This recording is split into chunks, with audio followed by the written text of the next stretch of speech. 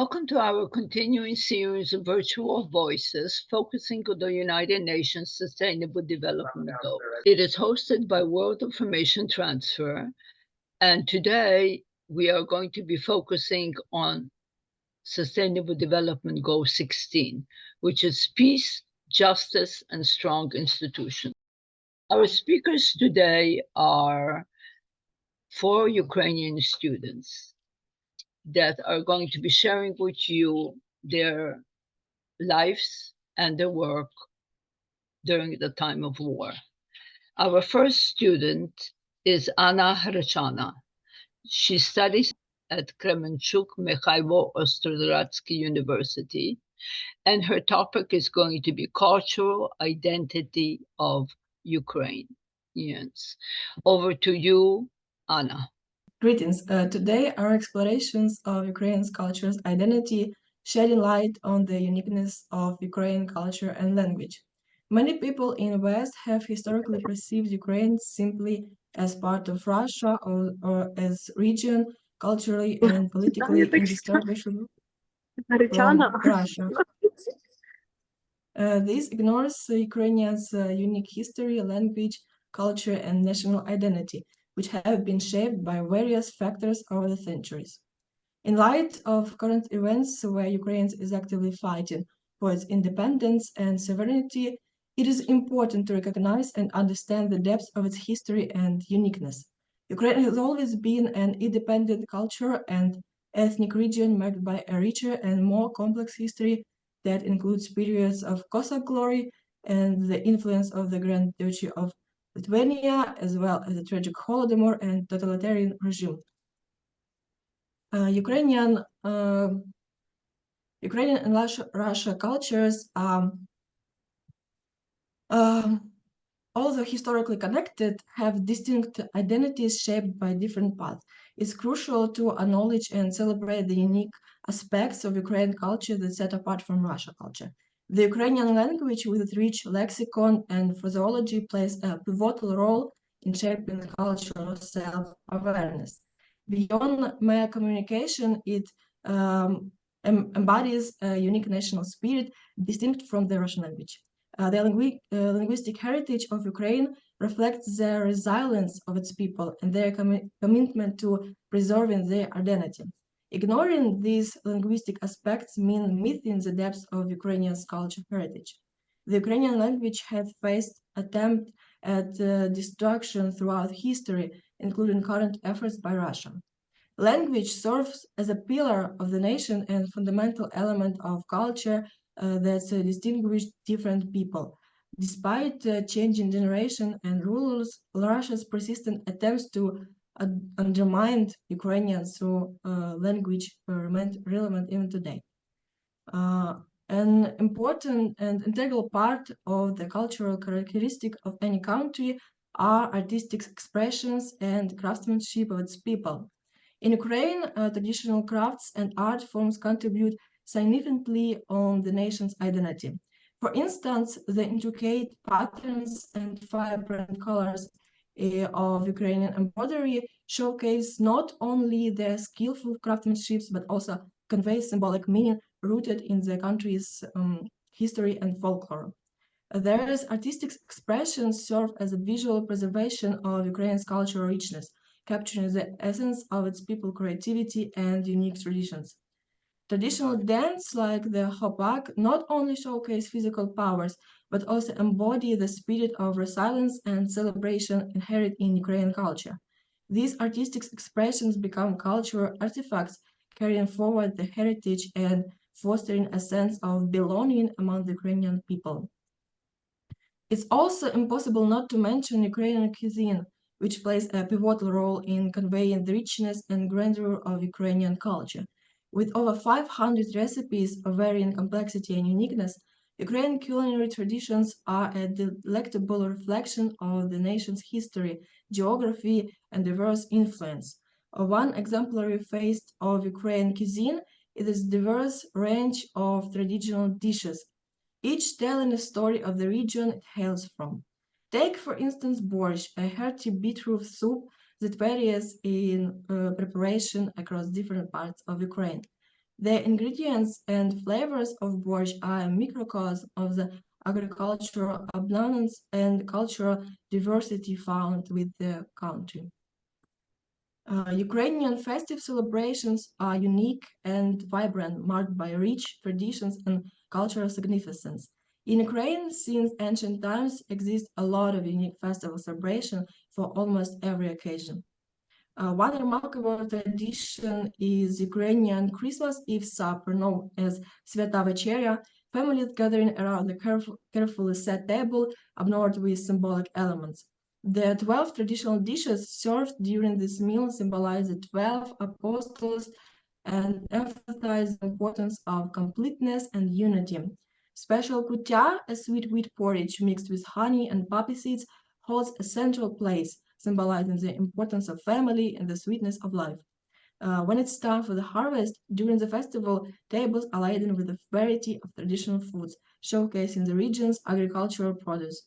Folk dance, accompanied by music and vibrant costumes, animate and festives, reflecting the joy and energy of the community.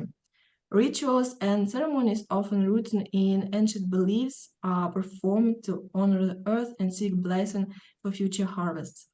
A vivid example of feature of cultural identity is the Ivan Kupala holiday.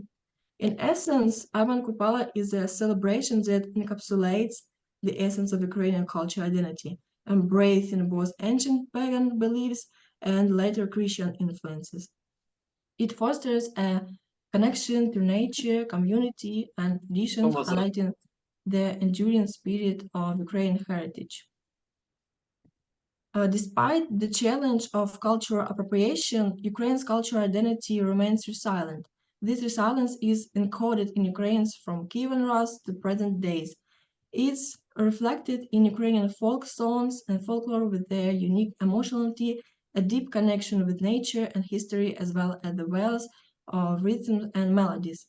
National instruments such as bandura, lyre, harmonica, and others are widely used, which give the music characteristic sound.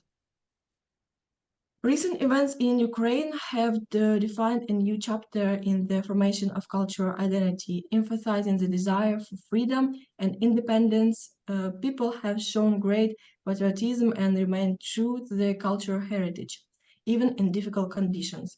In conclusion, the cultural identity of Ukraine is an inexhaustible source of national pride, which, thanks to the past and the present, express its diversity and is a factor in determining the national character. That's all for my answer. Thank you for your attention.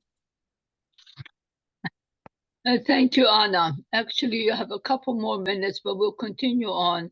Please do not forget to send your presentation to Taras so that we can include it in the video. Our next speaker is going to be Victoria Kluis, who is a journalist student at the Lviv National University, and her topic is transgenerational trauma among Ukrainians. Over to you, Victoria. Yes, hello everyone. I'm gonna start sharing transgenerational trauma among Ukrainians. What is it, the causes of its occurrence, and is it possible to overcome it? Transgenerational trauma is a concept in psychology that describes the process of transmitting traumatic experiences across generations. This means that the personal experience of trauma caused by various factors, ranging from intrafamily issues to larger scale events like wars and others, can impact the mental health of subsequent generations. Most studies of this type of trauma include aspects of various sciences, such as political science, history, and sociology. Ukraine holds significant historical experiences that devastated millions of lives due to wars, political repressions, the Holodomor, which is the act of genocide of the Ukrainian people organized by the leadership of the Communist Party of Ukraine and the government of the USSR in the 1932-1933 by creating an artificial mass famine, and many other traumatic events that have occurred and continue to happen in our country. Such events leave a mark not only on the fates of those directly involved, but also on subsequent generations.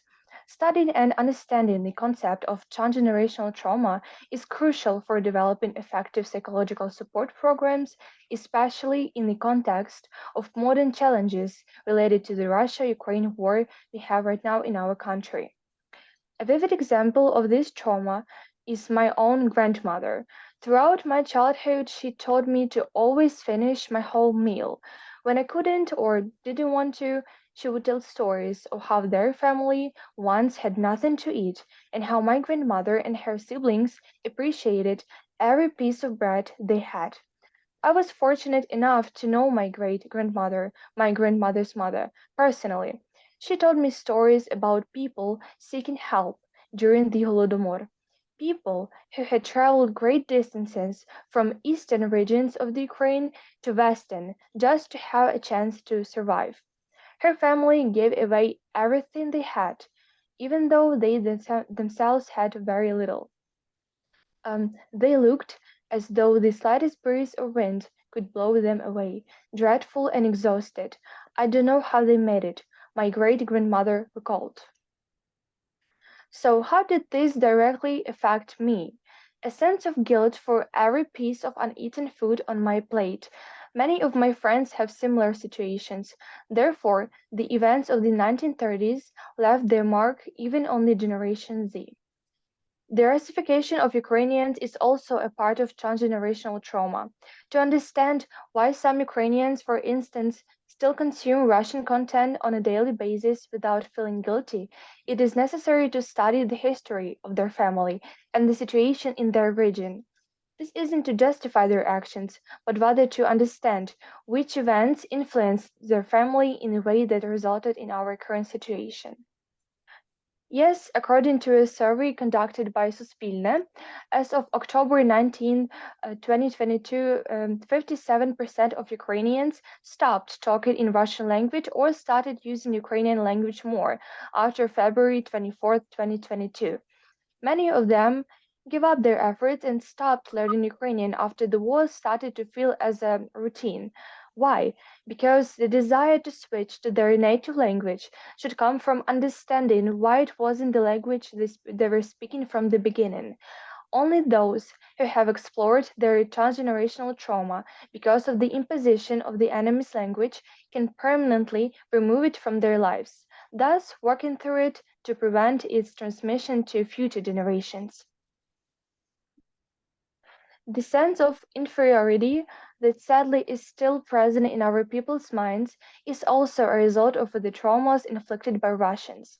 During times when the Ukrainian language was considered as a language of lower class, a stereotype was imposed that only uneducated peasants spoke it. Russian language, on the other hand, was considered the language of intellectuals and science. However, this was never the truth. It was part of the long process of erasing our culture by our eastern neighbor. As a result, there are still people who feel ashamed to speak Ukrainian because they find it amusing even. We are currently witnessing how the collective war trauma is already affecting children and the younger generations. The experience of Ukrainians born after the full-scale invasion will significantly differ from the experience of the children born in the same time in other countries, like Poland, for example. It won't be possible to completely save them from this trauma, however much we desire it. We, as a generation experiencing trauma, are responsible for doing everything possible to prevent its transmission to other children and grandchildren.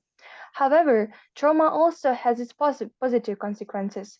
If in everyday life, when the traumatic event has already ended, the experienced trauma prevents us from living fully, then in a critical situation, on the contrary, it helps. So, how can we break the chain of suffering, and is it within our capability? There are some advices from psychologists. Um, if we remain flexible and develop our psyche, we will develop new skills, and thus, under the influence of trauma, we won't get post traumatic stress disorder. But this way, we will grow post traumatically. We can become better people by adopting different beliefs, and then we will be slightly different, growing in a different direction, but we won't be broken. To increase our resilience, first, We need to be as active as possible, take as much part in what is happening, experience it actively, not passively. Second, practice stress resistance skills regularly. It includes Wim Hof breathing and emotional release. That is to touch this negative experience, try to understand it, not avoid it, face it. Continually ask yourself what emotion you feel, then allow it to exist, endure it, and then try to let it go. And third, clearly realize what is happening right now and get information about it.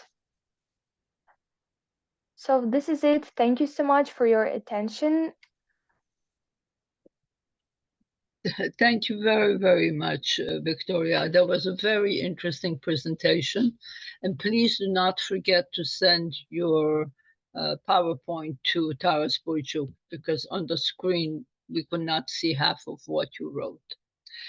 Our next presenter is Artem Monakhov, an art of studies at the Faculty in Translation and Philosophy at the University of Mykhailo Ostrohradskyi. And his topic is geopolitical relations between Ukraine and Russia, past, present, and future. Over to you, Artem. Thank you.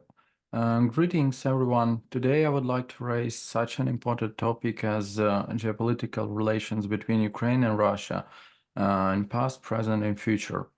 Past relations, the shared heritage of Ukraine and Russia indeed has a deep historical connection dating back more than 1,000 years. The pivotal period in this shared history is often traced to the emergence of Kievan Rus, a medieval East Slavic state. In the late 19th century, Kiev, the capital of modern-day Ukraine, was at the heart of this early Slavic state, and it played a significant role in the cultural, political, and religious development of the region. Kievan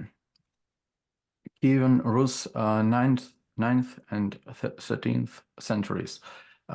Christianization in 988 under the rule of Grand Prince Vladimir the Great. Kievan Rus adopted Christianity from the Byzantine Empire. And Mongol invasion in 13th century, Kievan Rus faced the Mongol invasion led by Batu Khan, a grandson of Genghis Khan. The Mongols sacked and destroyed Kiev in 1240s, making the end of the United Kievan Rus. Polish-Lithuanian Commonwealth. Following the fragmentation of Kievan Rus, parts of present-day Ukraine fell under the control of Polish-Lithuanian Commonwealth. Kazakh Hetman. In the 19th century, the Cossacks, a semi-military community, played a crucial role in the region. The Kazakh Hetman was a semi-autonomous state within the Polish-Lithuanian Commonwealth, and later it sought protection and autonomy under the Russian Empire. Russian Empire, through a series of treaties and conflicts, much of Ukraine came under the control of the Russian Empire in the 19th century. Catherine the Great annexed Crimea in 1783. World War I and the Russian Revolution of 1917 brought about significant changes. Ukraine declared its independence in 1918, but soon became embroiled in a complex series of conflicts, including the Russian Civil War. Following a period of instability and conflict, Ukraine was fully incorporated into the Soviet Union in 1922. It became one of the republics of the USSR. The complex Ukraine-Russia relationship was shaped by key historical events. The 1917 Communist Revolution and ensuing civil war determined Ukraine's position in the Soviet Union. During the Soviet era, Ukraine underwent forced collectivization, the Holodomor, famine, genocide, and political repressions. These events' legacies continue to impact the region's geopolitics and culture today. And about the present relations. After declaring independence from the USSR in 1991, Ukraine has been striving to define a new future in Europe, overcoming a history marked by war, famine, occupation, and political stagnation. Its push for NATO membership reflects this European aspiration. On December 14, 2023, the European Union began accession negotiations with Ukraine, marking a significant step towards its European future. Russia is attempting to hinder Ukraine's new path, leading to a strain on its military and border security. The conflict in Ukraine is a crucial fight, influencing Europe's future, its strategic alignment, and its upcoming secure structure. In 2014, following Ukraine's revolution of dignity, Russia invaded and annexed the Crimea Peninsula, marking the start of the Russo-Ukrainian War. On the 24th February 2022, Russia escalated the ongoing Russo-Ukrainian War by invading Ukraine. This marked the largest assault on a European nation since World War II, leading to significant civilian and military casualties. Ukraine is intensifying its effort to secure a commitment for future NATO membership. This campaign will be a key topic at an upcoming informal meeting of NATO foreign ministers in Oslo. The campaign was prominently showcased at the GlobSec Forum in Bratislava, a major European event focusing on defense and geopolitical issues. And speaking about future relations, the ongoing conflict between Ukraine and Russia has indeed far-reaching implications, not just for the two countries involved, but for the entire world. Here are some key points based on the information I found. Russia's invasion of Ukraine is seen as a breach of international law and the UN Charter, challenging the foundation of the world order. The conflict is reshaping global politics, strengthening NATO, isolating Russia, and impacting the global economy and trade.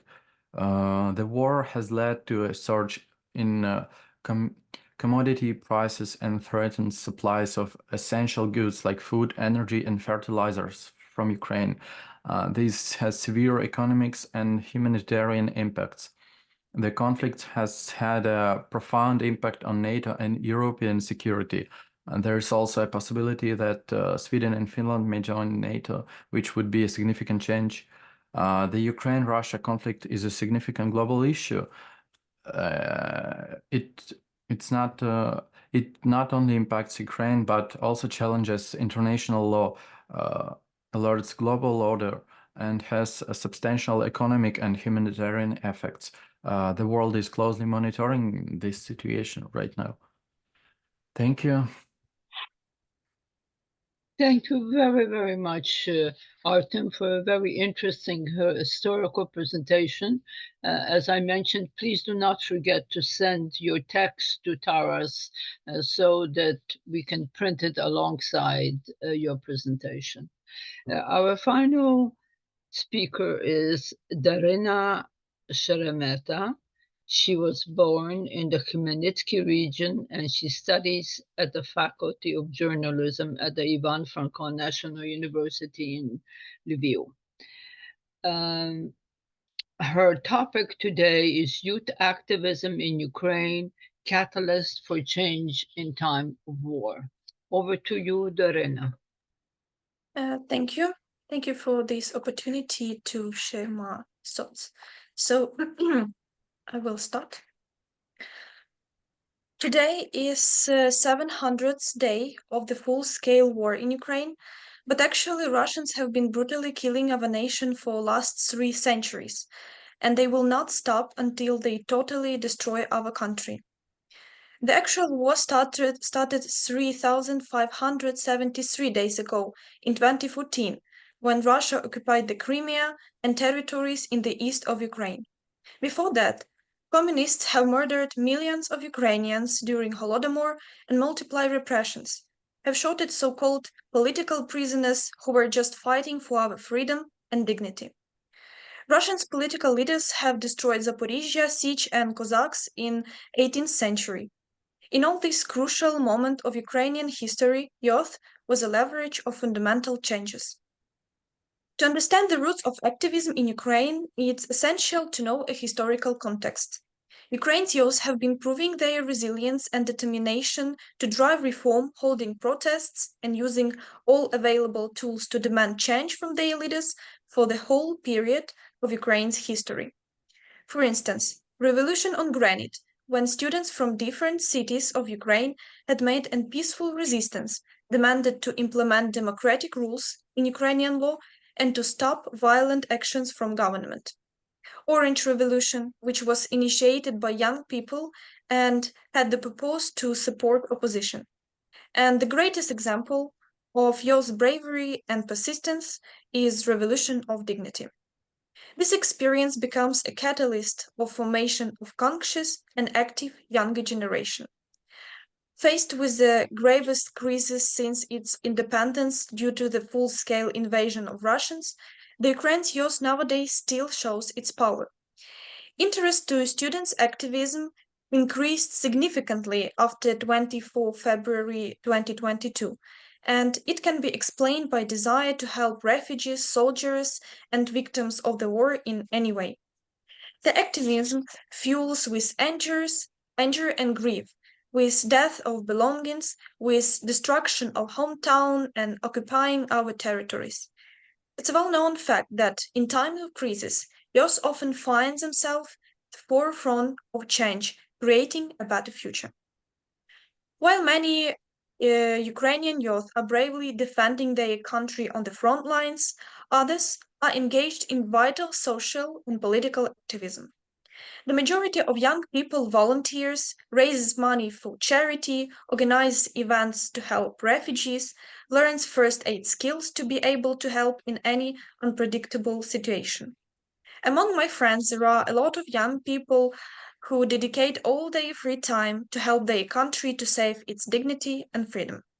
Those who are abroad take part in peaceful protests demanding international support from partners. Despite the distance, solidarity unites youth in advocating for change. Regardless its resilience and determination, Ukrainian activists face numerous challenges. International support and diplomatic efforts are crucial to help young people in this laborious process of creating democratic society. However, many young people who have a desire to change the world are often looking for organizations where they can find people with the same outlook and act together with the same idea. To my mind, taking part in some organization is the best way to use your potential in order to develop yourself, expand your mind, and focus your actions in a profitable way. Alone, we can do so little. Together, we can do so much, Helen Keller once said. Actually, Ukraine has a lot of student unions, political and non-political organizations, and volunteers associations. For instance, Student Union in Ivan Franko National University of Lviv, where proactive and creative students fulfill their potential in creating charitable events, make student life more fun and dynamic, raise money to donate for army and help refugees. In that way, young people get communication skills, learn how to manage the processes, and get unforgettable experience of giving and receiving. On the other hand, they show that desire and enthusiasm in cooperation with well-planned teamwork is essential for activism, which create better future for our country.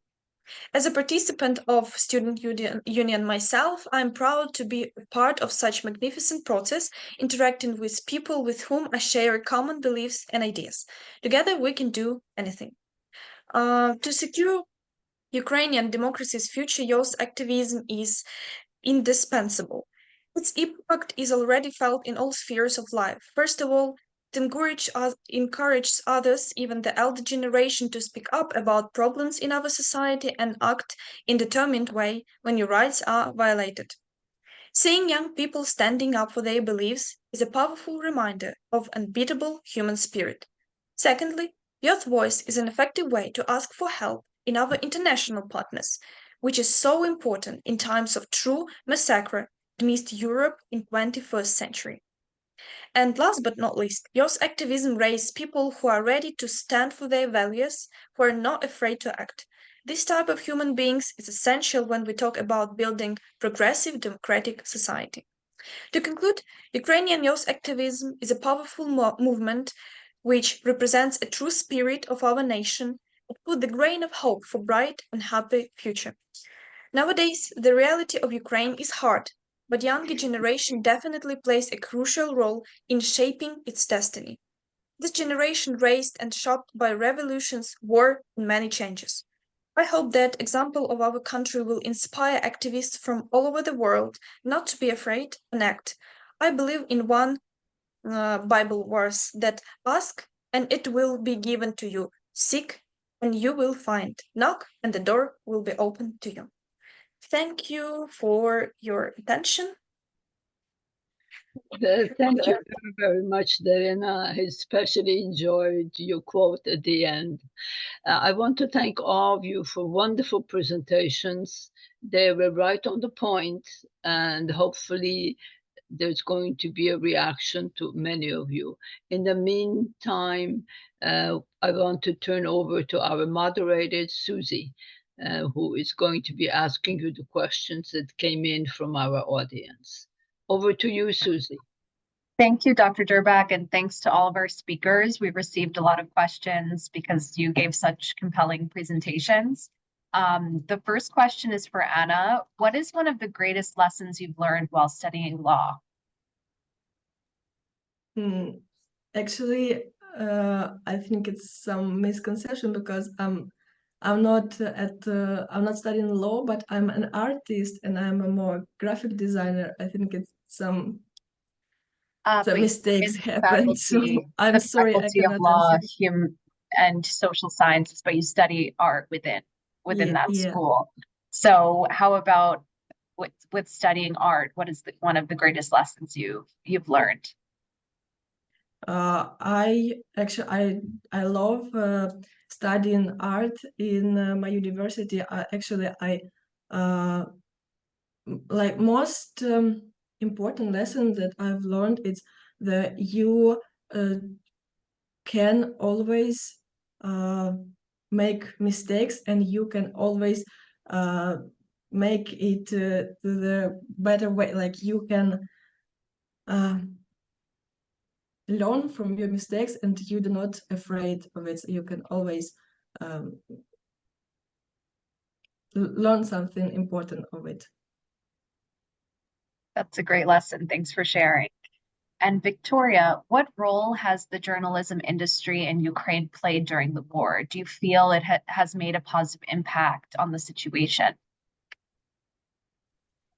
Actually, I think journalism is one of the most important things during such things as war, because now we have internet, we can share the information that's needed, we can gain some money for our soldiers with the internet, and with the power of the sharing information, it's a huge thing right now. And as we have television, we have radio, we have all these resources of it.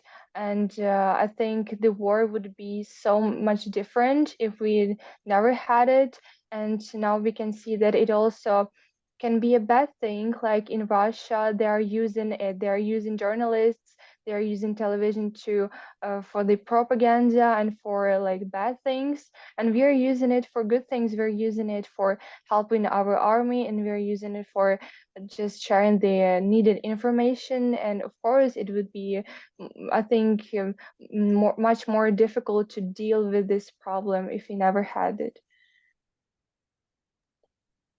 Artem, what impact has the war in Ukraine had on the environment? In the environment, first of all, we have to say that after our land has been bombed for 1.5 years, there are lots of rockets and drones and any metal objects on the ground, mines and bombs that hasn't detonated, and it affects Ukrainian ground. Like, I mean, it's dangerous to even walk in the forest because you can just be blown up, you understand. For animals, if you talk about animals, it's the same for animals. For example, okay, without example, I'm sorry. That's all about this question, I think. Darina, do you think it's possible to negotiate peace in this war? In my humble opinion, no, because as I mentioned in my speech, that it's a historical thing, and war is not only like the duration of war is not only for 2 years, but it's almost like it's 100 of years, and I think we need to stop it now, to stop right now. But not in this way, not by negotiations. Thank you. Anna, what traditions in Ukraine culture do you like the most? Could you share some of your experience, maybe your favorite national dishes, as you talked about in your presentation? Yes, of course. As for me, my favorite tradition is Christmas Eve, because it's the most family part of the year, I think, because it's always a group of family gathered around a lot of relatives comes along in one group of family, and we spend a lot of time together. And these 12 dishes, it's all of this, it's very delicious, and I love kutya very much. We have our own traditions in our family with kutya, and for me it's the most wonderful experience in my life. It's the Christmas Eve, something like that. Thank you. Victoria, what role does family storytelling play in transmitting the effects of historical events and trauma across generations in Ukraine? Oh, I think it plays a huge part, as I said in my presentation. My own grandmother just she was telling me stories about her own trauma, about her own family, and I think that parents should be careful about what they're telling their children, because they can subconsciously just tell this trauma. And as we know, children are really sensitive and they can take it in their own way. So I think we should learn how to tell our children about such traumatic events as war as we are experiencing right now, because we can just traumatize them without intention of it. Thank you. Artem, what's your favorite part about volunteering at a local animal shelter? I really enjoy volunteering at animal shelter because I love animals in general. I love helping them and just spending time with animals who has been abandoned. I mean, left at the street. They need love as any human. So this is my favorite part about volunteering. Thank you. And Darina, Can you share a personal story of a young Ukrainian activist who has inspired you? Yeah, I would like to share the history of Roman Ratushny. Unfortunately, he tragically died on the battlefield because of war, but he used to be like Ukrainian youth activist from his young age, from like 14 or 15. He was an active participant of Revolution of Dignity, and he was from Kiev, and he was fighting against violent political actions, and he was always proactive and I don't know. He inspires me because of his activity, and probably like this thing. He did care a lot about destiny of Ukraine, and he sacrificed all of his power, his safety, his time to make our future better. And with the start of the full-scale invasion of Russians, he became a soldier, and unfortunately, in 2022, he died on the battlefield. Thank you for sharing. Anna, what has affected you the most in this war? It's a great question. Thank you. I think it's the fact that people are dying, and we have a lot of distracted family, not yet, distracted families, and the life of people is very fragile at this point. And this fact, it's really affected me. Thank you. Victoria, in your opinion, why do many Ukrainians still communicate in Russian even though they live in Ukraine? Do you think this will continue? I think it's happening because even though the youth right now are super aware comparing to the previous generations, still we have many people that just simply do not understand why is this important. Even though now we have the internet, we have all the information we need, still people just don't want to learn. They just don't want to understand because they just used to it because their family was talking this language and now they are talking this language. They just don't see a problem. And I think it will not continue, but it'll take maybe one, maybe two, maybe more generations just to um, get rid of the Russian language or our land, because that's a huge problem. It's a huge problem, and we happily now on the television, and we can see that everyone is talking Ukrainian finally, as it should have been a long time ago, and it's a really good move. And I hope that everyone will learn why we have this problem even here, and that's why we can just learn from our mistakes and get rid of the Russian language. Artem, what is the key strength of Ukrainians in this war? The key strength, I think the key, let me think a bit. It's a bit such a complicated question.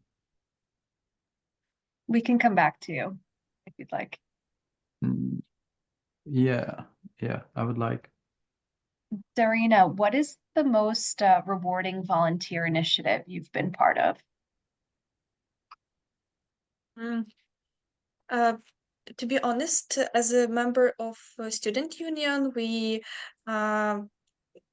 initiated a lot of different events for students, which were on the one hand funny, like, and it have made our students' life a bit more funnier and dynamic. And on the other hand, we raise a lot of money for charity, for refugees, for our army. For example, last summer we made some like event due to the day of journalism, something like that, because I'm studying currently at journalism faculty, and it's kind of my professional professional holiday, I don't know. And we created some huge event where different artists share their poems, songs, and we also organized in this event some lottery, and all money we raised we donate for army. I think it was the most breathtaking event I was part of, because it was very I don't know, fascinating and important at the same time. Anna, how do you kind of advise your friends or anyone on the line with dealing with anxiety and fear due to war? How can somebody cope with this stress? I think important part of it is you need, or you can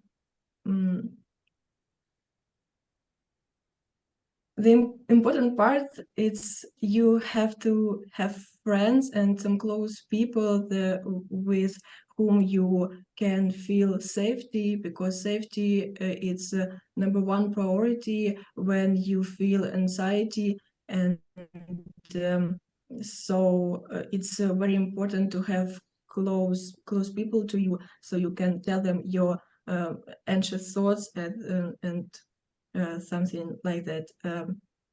I am also a very anxious person, and now when war started, I feel like it's really important to have close friends, close people, family around, and it's very important right now. Thank you so much. And Victoria, if you don't mind sharing, do you personally feel any traumatic consequences after the war, and kind of ways that you cope as well? Yes, sure, as everybody does. I personally feel like I'm kind of afraid of the loud sounds on the streets when I hear sometimes like a car maybe ringing or something like that. I'm just like jump scared because of the reaction of my body, because we've been experiencing the rockets, and they were landing like not really so far from the place I live, so it's kind of scary thing. And also anxiety, because when the full-scale invasion started, I just felt like the biggest like a wave of anxiety I ever felt, because I was like rethinking the way I live, all just the way I live, the way my friends live. I didn't know what to do. So, but I think I coped with it with the time. Yeah. So that's it. Thank you for sharing. Artem, any thoughts around what the greatest strength of Ukrainians during the war is?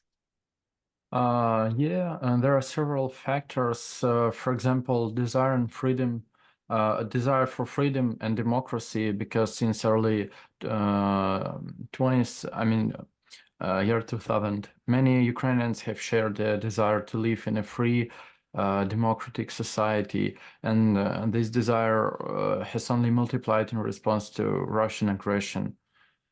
For example, commitment to victory because Ukrainians' commitment to fight Russia grows stronger, as does their expectation of victory. National pride and resolve. The attack of Ukraine has galvanized a sense of Ukrainian national pride and resolve, and Ukrainians express this by continuing to fight for their country despite everything. That's all. Thank you. Very insightful. Darina, how is youth activism in Ukraine connected to international global movements for social justice and human rights? Due to the fact that a lot of Ukrainian young people are abroad right now as refugees, they come to peaceful protests in like abroad in other countries, and also demand for like to stop the war, to provide some weapon for Ukraine. And I think it builds some international connection between Ukrainian youth and other countries. And if we talk about fighting for democracy as one of the most important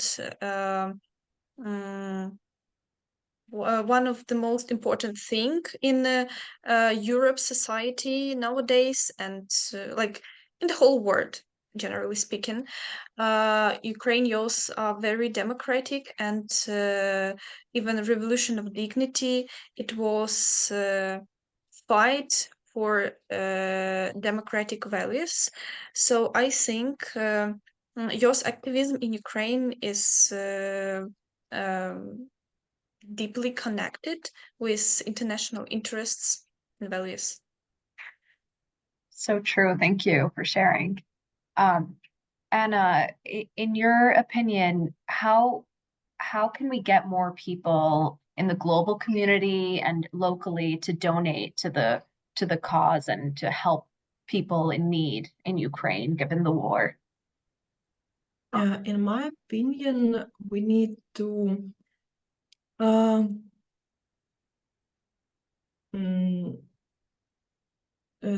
make some awareness campaign, like launching campaigns to raise awareness about the importance and impact of it. And I think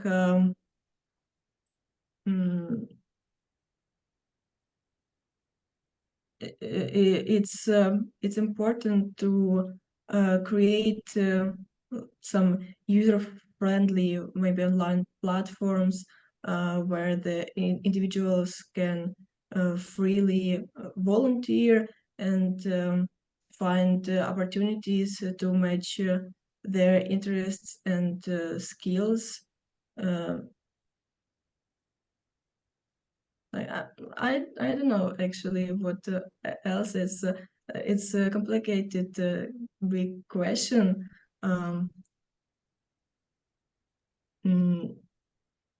Maybe I need some time to think about it. Thanks. A great initial reaction, and agree it is a complicated issue, but thanks for sharing your perspectives. Victoria, what challenges does the youth face while shaping the future of Ukraine?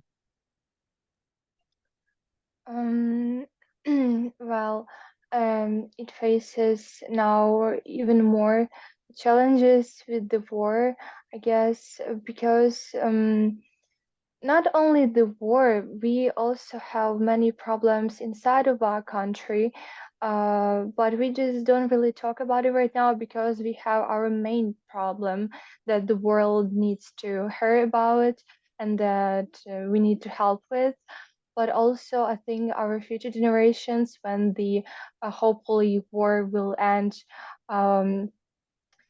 we will need to face, as I also mentioned today, the problem of the language, the problem of the corruption as well. We have really a lot of problems, and we also will need to cope with the traumas we all have right now, and that our future generation, our kids, will also need to cope with.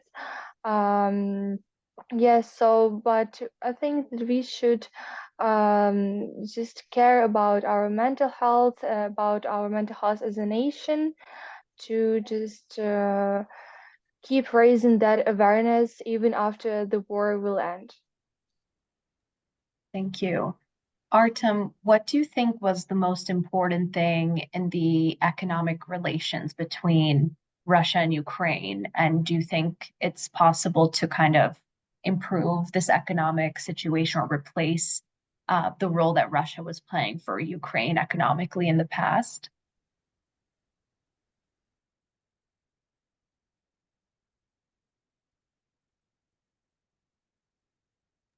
We may, let's see if Artem's still on. Oh, I think he dropped the call. I'm sorry. Oh.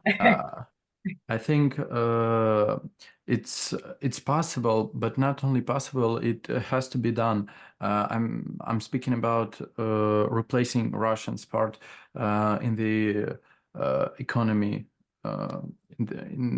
because first of all, we have not to trade any goods. We don't even have to raise this topic, because it's obvious that the money that Russia can raise from trading with Ukraine, it will be spent on war, on tanks, bombs, and etc. And then these bombs will bomb will bomb Ukraine. So I think there's no way Ukraine can trade with Russia. Thank you. Dorina, what message do you have for young people around the world who are concerned about the situation in Ukraine and want to take action? I think, first of all, it's not be afraid to speak, because nowadays, in this quick pace of evolution, we have social medias, we have like this power of network, and we can speak and be heard. And I think you can, young people from other countries can help us just sharing some news and I don't know. Yeah, speaking about our war and that it's going, it is, and secondly, I don't know, probably find some ways to volunteer if they have some free time and desire. But the main thing, I think it's like educate yourself, read about war, be interested in it in some way, and also share something in your social medias. It's not a big deal for you, but it's really important for us. That's a great message to end on to wrap up our Q&A. So I'll turn back to Dr. Durbak to close out, and thank you all so much for being here with us and sharing your candid and incredible perspectives. It's really appreciated.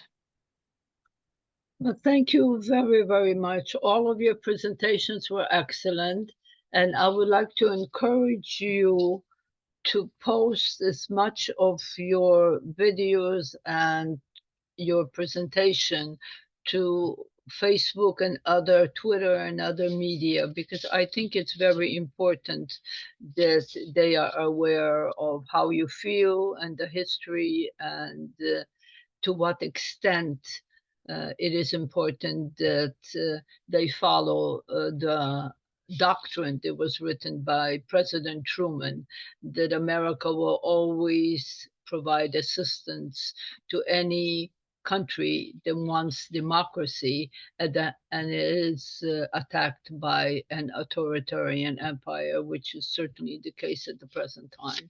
I also wanted to point out to all of you, the post-traumatic stress disorder is very, very common during the time of war. I dealt with patients following the Vietnam War and also traumas during the Afghanistan orders. It is very important to talk to other people, and it is very important not to be afraid of sharing your fears and your anxieties.